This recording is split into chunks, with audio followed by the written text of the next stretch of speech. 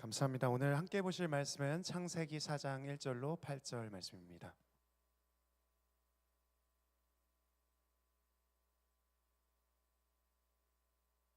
창세기 4장 1절로 8절까지 말씀. 네, 우리 찾으신 줄 알고 교도하겠습니다. 제가 먼저 읽을게요. 아담이 그의 아내 하와와 동침하매 하와가 임신하여 가인을 낳고 이르되 내가 여호와로 말미암아 득남하였다 하니라.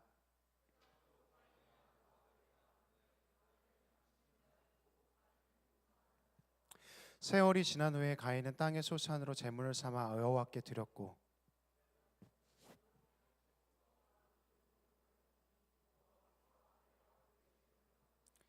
가인과 그의 제물은 받지 아니하신지라 가인이 몹시 분하여 안색이 변하니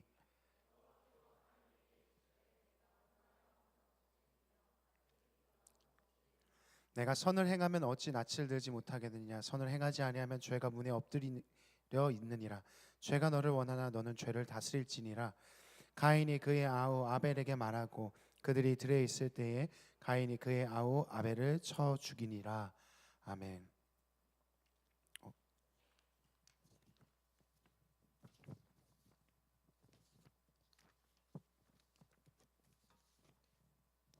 죄송해요. 제 원고가 페이지가 틀어져 있어서. 올해 저희 청년부 가운데 있는 새로운 주제들, 우리 가운데 어떤 것을 향해서 가야 하는지에 대해서 생각했을 때 전 작년 말쯤에 이 단어를 생각했습니다. 베이직이요. 기본이라는 의미도 있고요. 본질이라는 의미를 갖고 있습니다. 우리의 본질은 무엇일까? 우리의 기본은 무엇일까에 대한 생각들을 좀 해보고 싶었다는 생각이 듭니다. 이 본질이 무엇인가에 대해서 사실 우리는 되게 형식 속에 살아가잖아요. 그 형식 가운데 살아갈 때 그건 마치 껍질 같은 겁니다. 그 안에 있는 내용물, 그 안에 있는 뼈대들을 자세히 보지 않으면 우리가 이것들을 왜 하고 있는지, 우리가 이것들을 왜 이렇게 반응해야 되는지, 어떠한 표정을 짓고 어떠한 행동들을 하는 게 맞는지에 대해서 놓쳐버릴 때가 있다는 것을 보게 됩니다. 오늘은요, 우리의 예배에 대해서 좀 생각해 보려고 합니다. 우리의 예배는 본질은 무엇인가? 매주 들여서 52주 동안 1년에 나오는 예배잖아요. 그런 예배 속에서 이 예배의 진짜 알맹이, 진짜 뼈대, 그 형식 가운데 가려져 있는, 여러분이 어떻게 보면 익숙한 가운데 가려져 있는 그 예배의 진짜 뿌리가 무엇인지를 살펴봤으면 좋겠습니다. 오늘 우리가 읽은 창세기 4장 말씀 속에서는요, 주인공으로 나오는 가인이라는 사람은요, 6절을 보게 되면 되게 막 화가 나 있어요. 막 씩씩거리고 있죠. 7절을 보니까요, 고개를 막 푹 숙이고 있습니다. 왜 고개를 숙이고 있을까요? 오늘 말씀을 보니까요, 그의 제사 때문이었던 것 같습니다. 오늘날로 보면 우리 예배 같은 거죠. 그의 예배 때문이었습니다. 예배 때문에 화를 내본 적 있습니까? 예배 때문에요. 제가 청년 시절 때요, 그날따라 좀 예배를 되게 잘 드리고 싶었던 그런 마음이 있었던 것 같아요. 그래서 예배 이제 드리러 왔는데 좀 일찍 왔죠. 그래서 찬양이 막 시작됐습니다. 근데 제 앞에 있는 사람이 막 엄청 시끄럽게 떠드는 거예요. 근데 그 사람이 누구냐면 저보다 되게 선배였어요. 선배 누나였거든요. 근데 너무 시끄러운 거예요. 그래서 제가 이렇게 했어요. 툭툭 치고 좀 너무 시끄러워요. 좀 조용히 해주셨으면 좋겠어요. 이런 얘기를 했습니다. 저는 보통 그런 성격이 아니거든요. 지금 조금 까칠한데 전에는 그런 성격이 아닙니다. 제 생각을 드러내지 않는 사람이에요. 근데 제가 그 정도까지 말했으면요, 저는요 막 엄청 화를 낸 겁니다. 좀 조용히 좀 해주시겠어요? 이렇게 얘기했으니까요. 화를 낸다는 건 어떤 겁니까? 나에게 되게 중요하다는 의미입니다. 그것이 나에게 너무 중요해요. 내가 그것에 몰입하고 있다는 의미입니다. 근데 그게요, 예배 때문이라면요, 되게 멋있는 거 아니에요? 오늘 가인이라는 사람 되게 멋있는 사람 아니겠습니까? 오늘 가인은요, 자기 예배 때문에 화가 났습니다. 막 씩씩거리고 있죠. 뭐 우리도요 좀 그럴 리가 없겠지만요, 여러분 언제 자기 예배 때문에 화가 난 적 있습니까? 뭐 이런 거죠. 아, 오늘 예배 진짜 나 너무 못 들어갔어. 그러니까 막 내가 얼마나 많이 기다렸는데 젠장 막 이러면서요, 막 뛰어나가면서 화가 막 잔뜩 난 거죠. 이것밖에 못하다니, 이런 생각들을 하는 거죠. 저는요 그런 거라면요, 그런 이유라면요, 그 좀 나쁘지 않은 어떤 분노인 것 같아요. 화를 낼 수 있죠. 그게 드문 게 문제지 않겠습니까? 그런데 오늘 가인이라는 사람이 화를 내는 건요, 예배 때문이었습니다. 분명히요. 그렇지만 적어도 하나님 때문은 아니었던 것 같아요. 뭐가 그의 분노의 이유였을까요? 우리가 그것을 이해하기 위해서는요, 오늘 성경이 말하는 가인에 대해서 우리가 알아야 됩니다. 창세기 4장 1절과 2절 말씀인데 한번 띄워주시겠어요? 같이 한번 읽어보도록 하겠습니다. 아담이 그의 아내 하와와 동침하매 하와가 임신하여 가인을 낳았고 이르되 내가 여호와로 말미암아 득남하였다 하니라. 그가 또 가인의 아우 아벨을 낳았는데 아벨은 양치는 자였고 가인은 농사하는 자였더라. 무슨 얘기를 하고 있습니까? 성경이 몇 가지 중요한 걸 얘기하고 있습니다. 먼저 가인에 대한 이야기죠. 가인은 어떤 사람입니까? 첫 번째로 자기 집에서 첫째로 태어난 사람이라는 겁니다.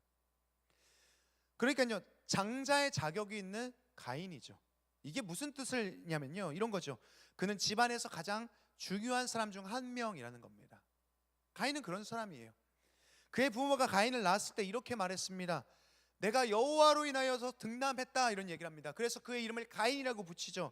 어떤 뜻입니까? 하나님을 통해서 얻었다는 겁니다. 하나님 때문에 얻었습니다, 이런 겁니다. 뜻만 봐도요, 이 가인이라는 존재가요, 이 가정 안에서 얼마나 소중한 존재인지를 알 수 있습니다. 그런데요, 그 동생을 볼까요? 동생 아벨이 태어났을 때는 뭐라고 합니까? 이렇게 얘기합니다. 가인의 아우 아벨 낳았다. 끝이에요. 아벨 하나님으로부터 얻었습니다, 이런 거 없어요. 그냥 가인의 동생 아벨이 태어났다. 아벨은요, 그런 사람이죠. 가인의 동생일 뿐인 사람이에요. 게다가요, 아벨의 이름의 뜻은요, 히브리어로요, 헤벨입니다. 가인은 뭐라고 했죠? 하나님 때문에 얻었습니다, 이런 거였어요. 근데 아벨은요, 헤벨입니다. 혹시 여러분 기억나는지 모르겠습니다. 이 헤벨은요, 우리가 전도서 말씀을 나눌 때요, 계속해서 나왔던 한 가지 단어입니다. 헤벨이요. 혹시 기억나시는 분 있습니까? 초콜릿 사드릴게요. 예? 맞아요, 지수. 제가 초콜릿 사줄게요, 이따가. 이거죠. 헛되다라는 뜻입니다. 허무하다, 이런 거죠. 이런 거 했었잖아요. 손으로 잡을 수 없는 바람이라는 의미를 갖고 있습니다. 그것이 아벨의 이름의 뜻이죠. 누가 자기 아들의 이름을요 그렇게 지을까요? 그러니까 이름이 이런 거죠. 이름이 nothing이에요. 손 안에 있는 바람이에요. 빠져나가는 어떤 존재입니다. 허무한 거래요. 아무것도 아니다래요. 그러니까 가인과 아벨에 대한 어떠한 온도차가 존재하는 것, 그것이 이 가정의 모습이죠. 그리고 나서 가인은요, 어떤 사람이라고 합니까? 농사하는 사람이라고 이야기합니다. 기억해 볼게요. 창세기 말씀을 보면요, 하나님께서 아담과 하와를 에덴에서 쫓아내십니다. 그리고 나서 이런 벌을 내리시죠.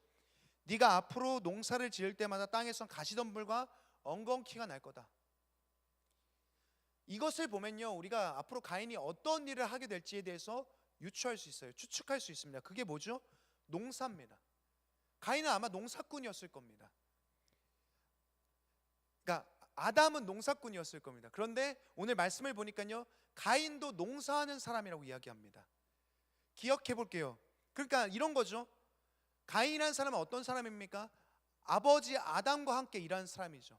아담의 어떤 것을 전수받는 사람입니다. 아버지의 가업을 이어받는 사람이 가인이란 존재죠. 근데 동생 아벨은 어떻습니까? 양을 치는 자예요. 그는 가업을요 물려받지 못했습니다. 오늘 성경이 말해주고 있는 것은 어떤 것입니까? 가인이 받는 대우죠. 그의 위상에 대해서 설명하고 있습니다.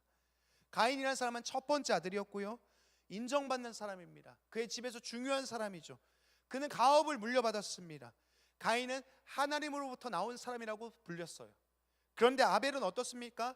자기 동생 아벨은요, 아무것도 아닌 자라고 불렸던 그런 존재입니다. 넌 나띵이야, 넌 바람이야, 넌 허무해, 그리고 넌 그냥 가인의 동생이야.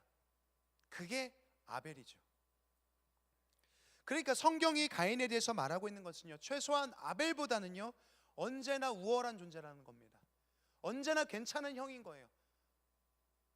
오늘 성경을 보면요, 그래서 이제 하나님께 제사를 드리잖아요. 그때도 가인이 먼저 예배를 드립니다. 아벨보다요. 저희 서준이에게는요 사촌 동생이 하나 있습니다. 남자 아이예요. 근데 서준이는요 이 사촌 동생보다 3살 많습니다. 근데 둘이 성격이 완전 달라요. 서준이는요 좀 성격이 어떠냐, 좀 조용하고 섬세하고 좀 자상한 편입니다. 좀 때론 설치기도 하지만요, 보통은 그래요. 근데 사촌 동생이 엄청 터프한 애예요. 막 완전 장군감입니다. 막 거칠어해요, 노는 게요. 둘이서 막 노는 걸 보면요, 서준이가 형임에도 불구하고 이 동생한테 막 휘둘리는 걸 보게 돼요. 그러면서 서준이는 어떠냐면요, 형 노릇을 되게 하고 싶어해요. 어떻게 하냐면요, 동생이 이름이 유한이거든요. 유한한테 항상 이래요. 유한아, 형 봐, 형 이거 하는 거 봐, 막 팽이고 돌리는 거 봐, 이렇게 돌리는 거야, 이렇게 하는 거야. 형아가 가르쳐 줄게, 형아가 먼저 해볼게, 이런 얘기들을 해요. 모든 것을 보여주고 가르쳐 주고 싶어 하죠. 왜냐? 자기가 형이라고 생각하니까요. 아마 이 형제의 제사도 그렇지 않았겠습니까? 가인이 그랬겠죠. 아벨아, 너 형 하는 거 봐.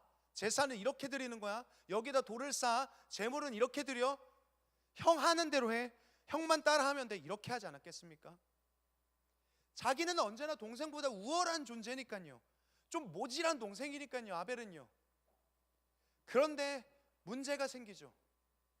4절을 보면 이런 문제가 생깁니다. 4절과 5절입니다. 아벨은 자기도 양의 첫 새끼와 그 기름으로 드렸더니 여호와께서 아벨과 그의 제물은 받으셨으나 가인과 그의 제물은 받지 아니하신지라. 가인이 몹시 분하여 안색이 변하니. 어떤 일이 생겼습니까?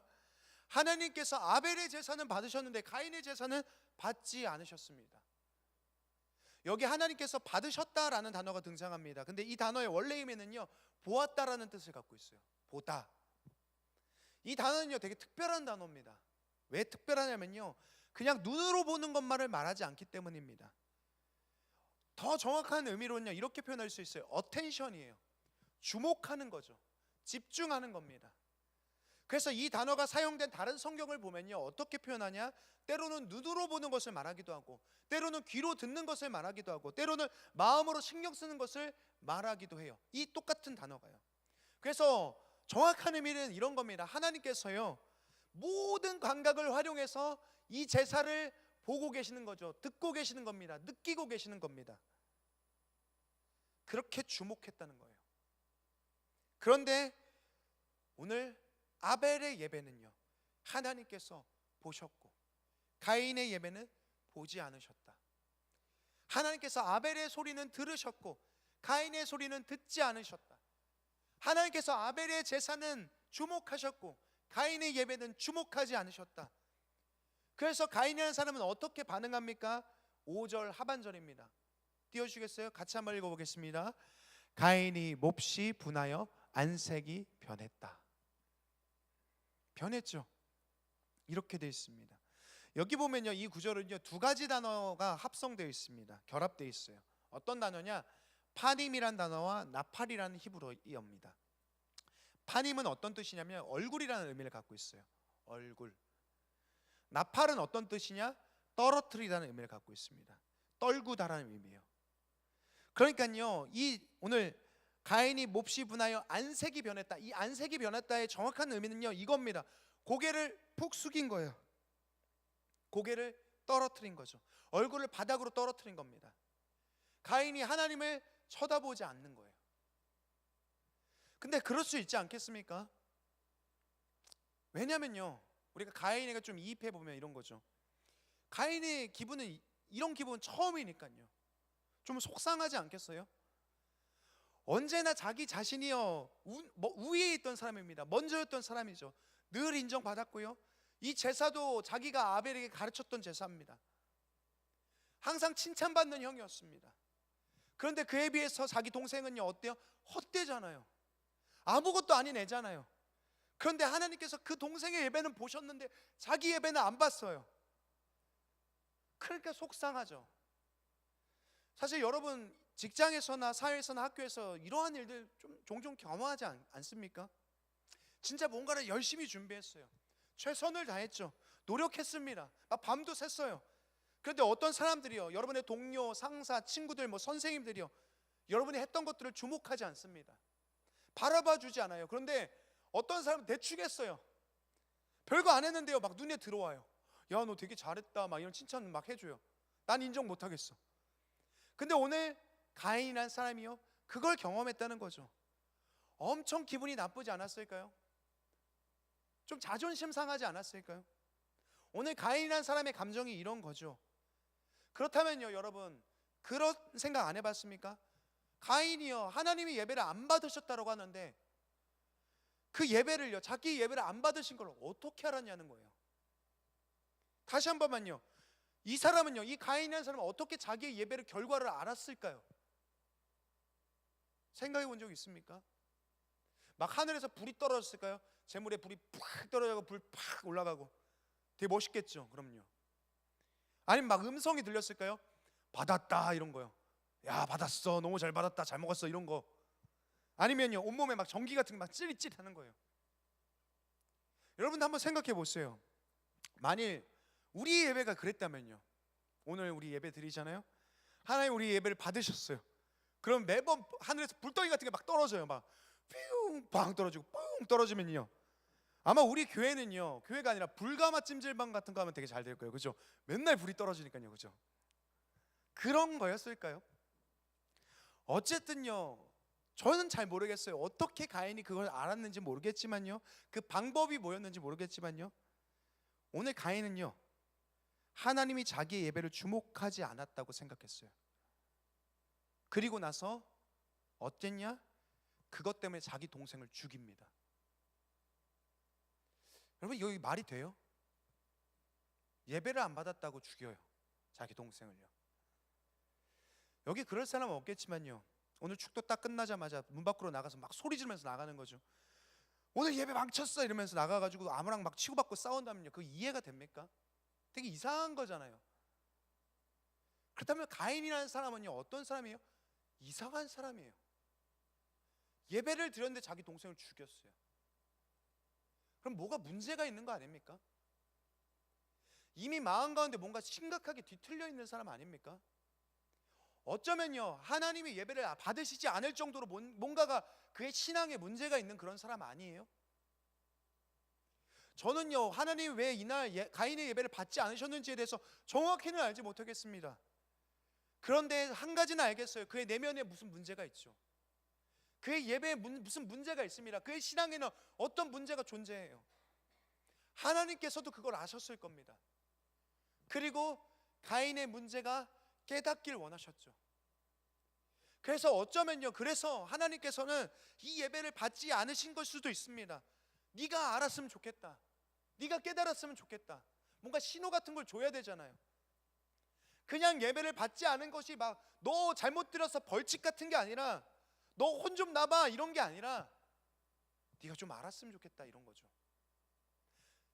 그것을 어떻게 볼 수 있냐? 7절을 우리 한번 볼까요? 7절 말씀 한번 보겠습니다. 띄우시겠어요? 같이 한번 읽어보겠습니다. 내가 선을 행하면 어찌 낯을 들지 못하겠느냐? 선을 행하지 아니하면 죄가 문에 엎드려 있느니라. 죄가 너를 원하나 너는 죄를 다스릴지니라. 가인이라는 사람이 지금 어떻게 하고 있습니까? 고개를 푹 숙이고 있어요. 그리고 부들부들 거리고 있죠. 하나님께서 그런 가인을 어떻게 하고 계신 거예요? 오늘 7절 속에서요. 꼴 좋다고 조소하고 있습니까? 거봐, 너 이럴 줄 알았어 이러고 있습니까? 아니요, 그를 보고 있어요. 가인아. 그리고 나서 어떻게 합니까? 끊임없이 설득하고 있습니다. 뭐라고 설득합니까? 이런 얘기죠. 가인아, 선을 행해야 돼. 가인아, 선을 행해야 돼. 선을 행하지 않으면 죄가 너를 다스릴 거야. 여기서 선을 행하다는 단어는요, 아타브라는 단어입니다. 어떤 단어냐? 잘 놓여져 있다는 의미를 갖고 있습니다. 어떤 무언가, 어떤 물건이, 어떤 마음의 상태가 자기 위치에 제대로 놓여진 거예요. 그러니까 오늘 하나님께서는 가인에게 이렇게 말하는 거죠. 가인아, 너의 예배에는 잃어버린 게 있어. 가인아, 너 놓치고 있는 거 있어. 너 그러면 안 돼. 너 그럼 크게 다칠 거야. 너 죄가 너를 다스리게 될 거야. 그럼 문제가 생겨. 이런 얘기를 하고 있는 거죠. 너 뭔가 놓치고 있어. 그렇다면 오늘 가인의 예배 가운데서 놓치고 있는 것이 무엇일까요? 그가 잃어버린 게 뭘까요? 이것이 바로 우리의 예배의 본질일 거예요. 히브리서 성경을 보면요, 가인이 놓치고 있는 것들에 대해서 이야기하고 있습니다. 히브리서 11장 4절입니다. 한번 띄워주시겠어요? 같이 한번 읽어보겠습니다. 믿음으로 아벨은 가인보다 더 나은 제사를 하나님께 드림으로 의로운 자라 하시는 증거를 얻었으니 하나님 그 예물에 대하여 증언하심이라. 그가 죽었으나 그 믿음으로 지금도 말하느니라. 오늘 이 히브리서 11장 4절 말씀 속에서요, 중요한 부분은요, 이 부분입니다.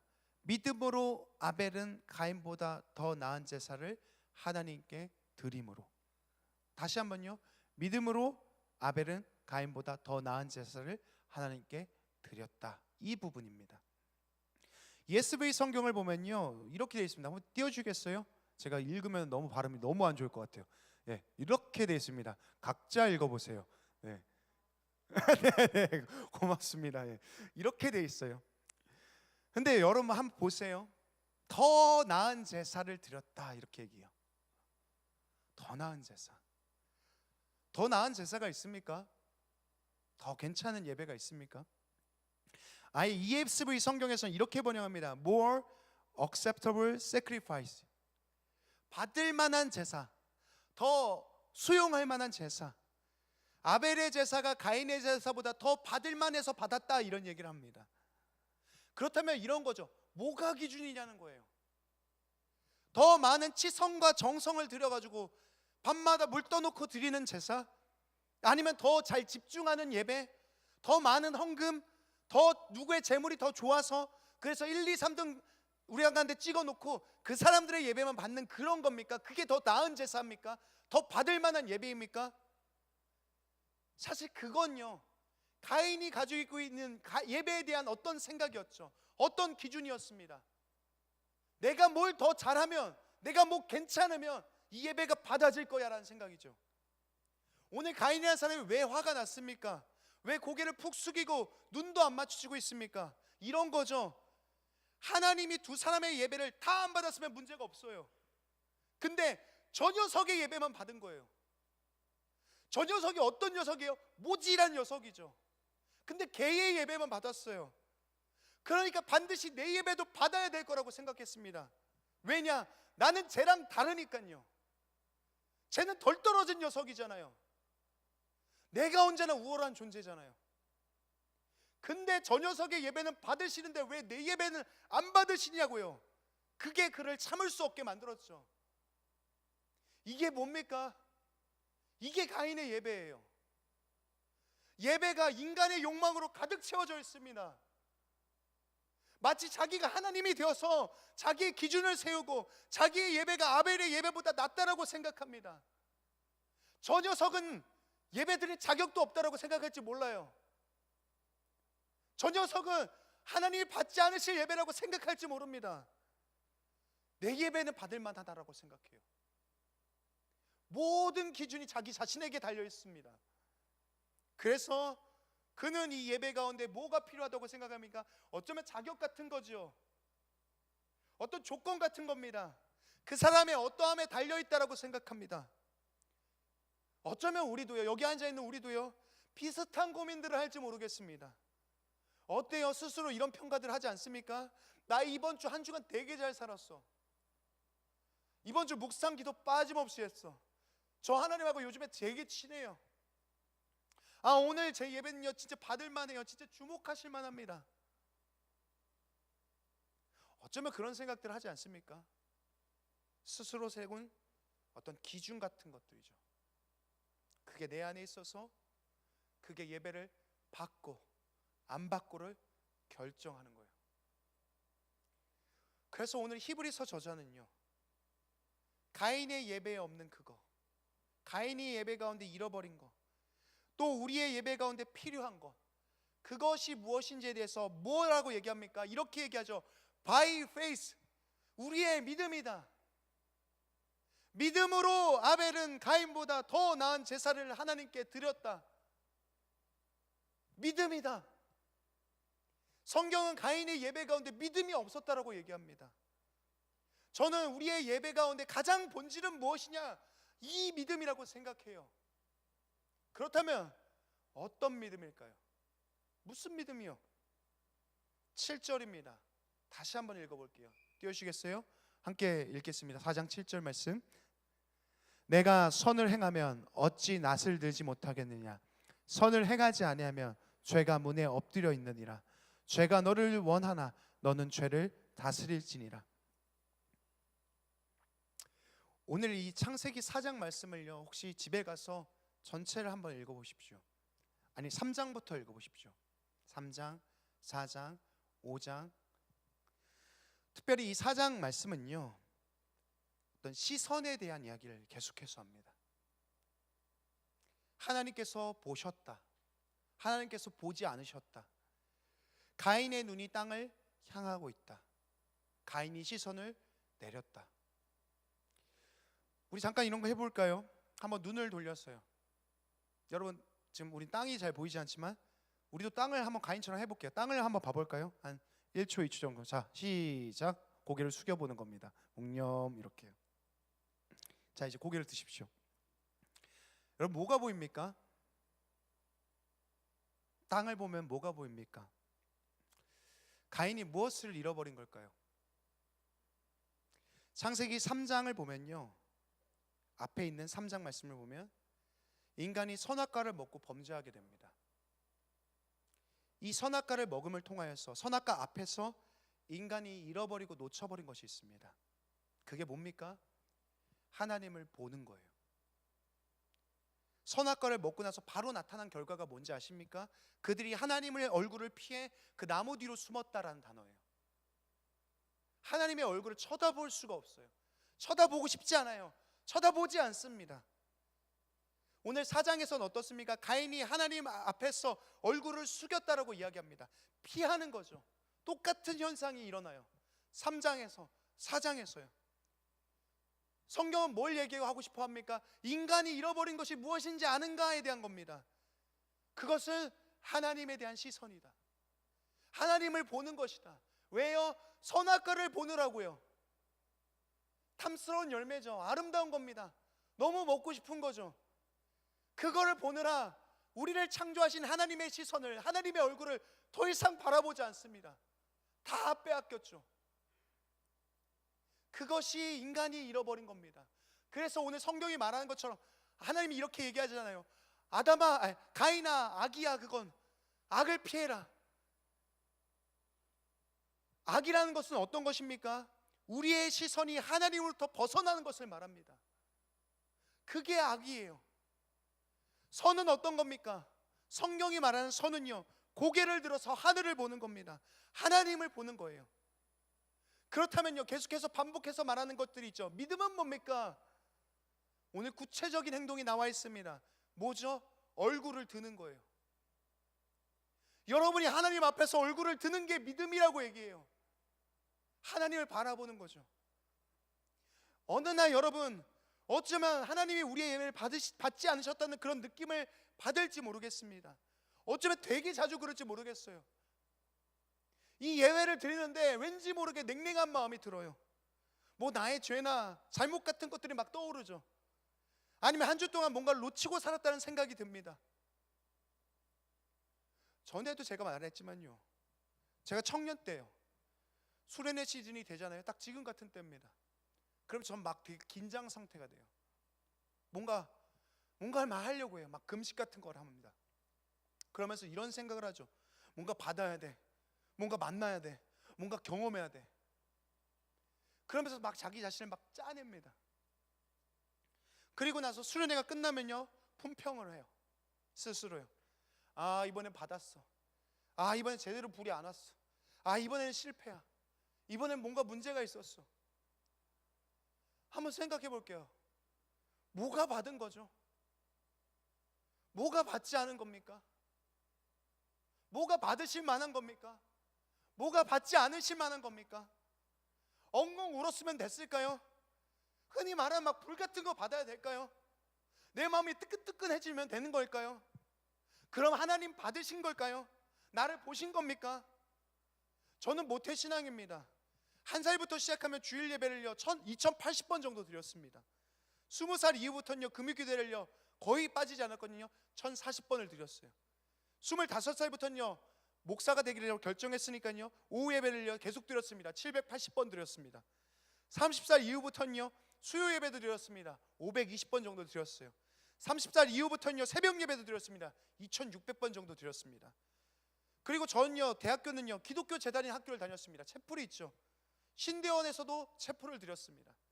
저는요, 평생 거의 10,000번이 넘는 예배를 드렸습니다. 그 중에 기억에 남는 예배가 몇 번이나 될까요? 막 펑펑 울고요, 뭔가 삶의 새로운 결정들이 나타나고요, 뭔가 불같은 것들이 내 안에 있는 것 같이 느껴지고요. 매번 그랬을까요? 정말 그런 날은 손에 꼽혀요. 만일 나의 기준에 따른다면 저의 평생의 예배는 실패해요. 저는 맨날 아벨 같은 애들 때리러 다녔어야 됐어요. 그런데 언젠가 생각이 바뀌었죠. 말씀을 봤어요. 오늘 이거죠. 그때부터 저는 더 이상 하나님이 받으실 만한 예배를 만들기 위해서 저를 막 옥죄지 않았습니다. 금식하지 않았어요. 저를 괴롭게 하지 않았습니다. 금식을 아예 하지 않았다는 게 아니에요. 물론 금식 기도합니다. 작년 수련회 때도 했어요. 진짜 힘들었습니다. 그때는요 2주 정도 했거든요. 이번에도 할 겁니다. 한 3일 정도 할 거예요. 그리고 수련회 가서는 안 할 겁니다. 거기 수제버거가 되게 맛있거든요. 근데요, 이제는 좀 달라요. 뭔가 하나님이 받을 만한 예배를 위해서 나를 만들지 않아요. 왜요? 이젠 더 이상 이 예배의 기준이 나에게 있다라고 생각하지 않으니까요. 무슨 말이냐면요, 이 예배의 본질은요, 느낌이 아니라는 겁니다. 이 예배의 본질은 나의 어떠함이 아니라는 겁니다. 내 삶의 일상이나 습관이나 큐티 몇 번 했나 안 했나, 자격이나 조건 때문이 아니라는 겁니다. 뭐라고 얘기해요? 아주 간단하죠. 믿음이다. 인간의 기준과 욕망으로 예배하는 것이 아니라 지금도 나를 바라보고 계시는 그 하나님을 믿는 믿음으로 예배하는 거라고 얘기해요. 그 하나님을 보고, 나를 보는 하나님을 믿고 나도 그를 보는 거죠. 그것이 이 예배의 본질이라고 말해요. 만일 우리의 예배를요, 느낌과 상태에서 찾는다면요, 우리는 얼마나 많은 예배를 실패하겠습니까? 맨날 우리 실패자들 아니에요? 그럼 얼마나 나의 감정과 상태 때문에 하나님이 받지 않으셨다고 실망하겠습니까? 때로는 아무 느낌이 없어도, 아무 감정이 찾아오지 않는다 할지라도요, 우리의 믿음이라는 것은 무엇입니까? 그럼에도 하나님을 향해서 고개를 드는 거예요. 그것이 이 예배예요. 이제 저희 둘째 딸 연서가요, 앞이 조금씩 보이는 것 같아요. 눈도 마주치고요, 시선을 막 따라오기도 해요. 이렇게 손가락 같은 거 하면요, 막 눈을 이렇게 팍 하면 눈이 막 이렇게 하는 것도 있거든요. 지난주도요, 제가 설교 때 그랬잖아요. 이 조그만 녀석 때문에 우리 가족은 다 잃어버렸다고 했잖아요. 진짜 너무 피곤하거든요. 진짜 잠도 잘 안 자고.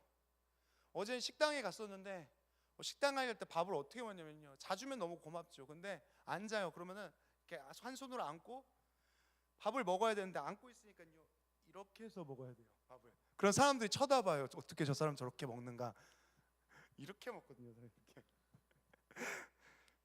근데요, 이제 눈을 뜨고 쳐다보잖아요. 이제 맘마 같은 것을 줄 때 저를 이렇게 쳐다봐요.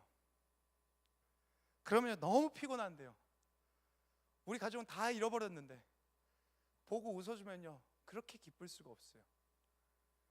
모든 힘듦이 녹는 것처럼 사라지는 것 같아요. 주님께서도 그러지 않으실까요? 여러분의 삶이 좀 모자랄 수 있죠. 엉망일 수 있어요. 하나님을 되게 피곤하게 하는 사람일 수도 있습니다. 근데 하나님께서 원하시는 건 뭡니까? 예수께서는 이 땅에 오셨어요. 하나님이시죠. 육신의 몸을 입고 오신 하나님이시죠. 이 예수께서는 우리 가운데 오셔서 무엇을 하셨냐? 자신을 필요로 하는 수많은 사람들과 얼굴을 맞대고 눈을 마주치셨어요. 왜죠? 그것을 원하셨으니까요. 그것이 그분의 기쁨이니까요. 그런데 우리는 어떻습니까? 이 예배에 와서 눈을 제대로 못 마주쳐요. 어떤 것 때문이죠? 어쩌면 우리 기준 같은 것들이요, 어쩌면 자격이나 조건이나 어쩌면 반짝반짝 빛나는 선악과 같은 것들이죠. 그것에 우리의 마음과 생각을 빼앗겨, 시선을 빼앗겨 주의 얼굴을 보지 못하는 것이죠. 오늘 하나님께서 우리 예배 가운데 원하시는 게 뭘까요? 간단합니다. 고개를 드는 거예요. 그냥 얼굴 들고 있다고 고개를 드는 게 아니라는 거 아시죠? 여러분이 하나님을 보길 원하는 겁니다. 그분과 눈을 마주치길 원하는 거예요.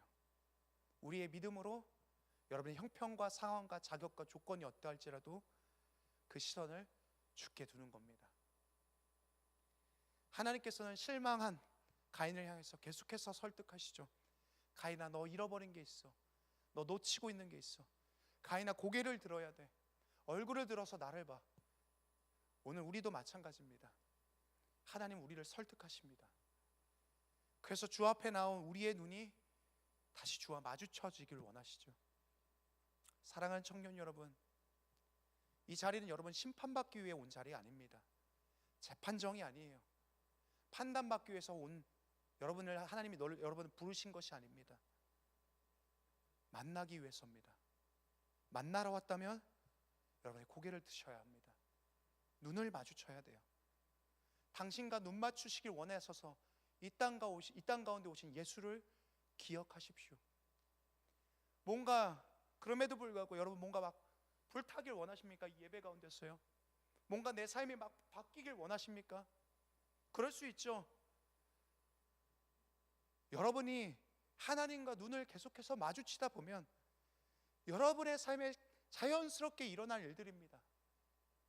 여러분이 불타게 될 거고요. 어느 날 뜨거워지게 될 거고요. 여러분 하나님을 너무나도 사랑하게 될 겁니다. 그런데 불태우기 위해서, 여러분의 삶에 뭔가를 꺾어내기 위해서 이 예배를 드리지 마십시오. 저는요, 우리의 예배가 그렇게 됐으면 좋겠습니다. 또 우리의 수련회가 그렇게 됐으면 좋겠습니다. 버거운 자리가 아니었으면 좋겠어요. 한 가지 때문입니다. 한 가지 가장 본질입니다. 눈을 마주치러 가는 겁니다. 눈을 마주치기 위해서 오는 겁니다. 그분의 얼굴을 조금 더 가까이 보기 위해서 믿음으로 이 예배를, 우리의 수련회를 드리는 겁니다. 오늘 우리가 드리는 예배의 본질이 바로 그것입니다. 사랑하는 청년 여러분, 다음 주가요, 이제 돌아온 주가 이제 목금토가 우리 수련회가 있잖아요. 저는 막 강요하는 거 싫어해요. 막 억지로 막 안 가고 싶은데 그렇게 하고 싶지 않습니다. 그런데 여러분의 마음 가운데 이 마음은 좀 있었으면 좋겠습니다. 하나님을 보길 원한다. 만났으면 좋겠다. 여러분이 무언가를 바뀌기 위해서, 달라지기 위해서, 뭔가를 특별한 경험들을 하기 위해서가 아니라 그 수련회가, 그 예배가 하나님을 보는 자리가 되길 간절히 축원합니다. 우리 함께 찬양하기 원합니다. 찬양하겠습니다.